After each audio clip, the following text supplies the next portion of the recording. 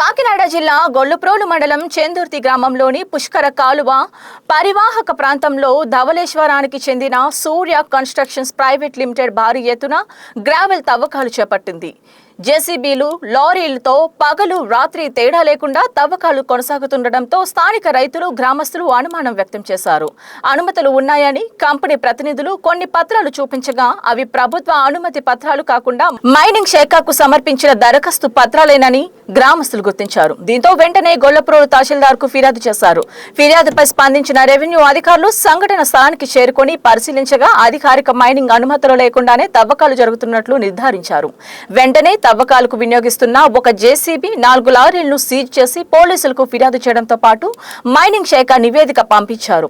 Revenue నివేదిక ఆధారంగా జిల్లా మైన్స్ అధికారులు సూర్య కన్స్ట్రక్షన్స్ 1.40 లక్షల జరిమానా విధించారు. మరోవైపు సూర్య కన్స్ట్రక్షన్ యజమాని మాట్లాడుతూ అన్ని అనుమతులు ఉన్న అధికారులు మాత్రం అన్యాయంగా జరిమానా వేశారని ఆవేదన వ్యక్తం చేశారు.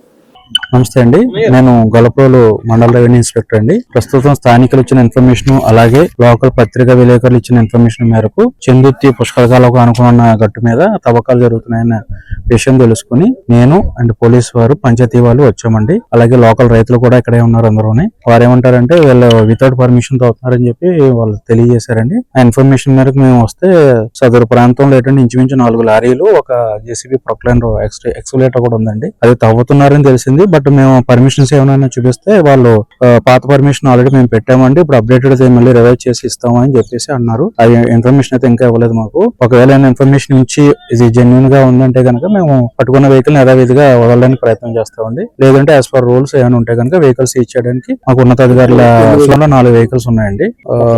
ప్రొక్లైన్ ఉన్నాయి సార్. అవి ప్రస్తుతం అయితే వెహికల్స్ హోల్డ్ లో పెట్టామండి. ఉన్నతాధికారుల సూచన మేరకు తదుపరి చర్యలు తీసుకోవడం జరుగుతుంది. ప్రస్తుతం డిఈ గారు, ఏ గారు నుంచి లెటర్ కూడా పంపిస్తానని చెప్పారు. అది రాగానే తదుపరి చర్యలు ఏమన్నాయో తీసుకోవడం జరుగుతుంది.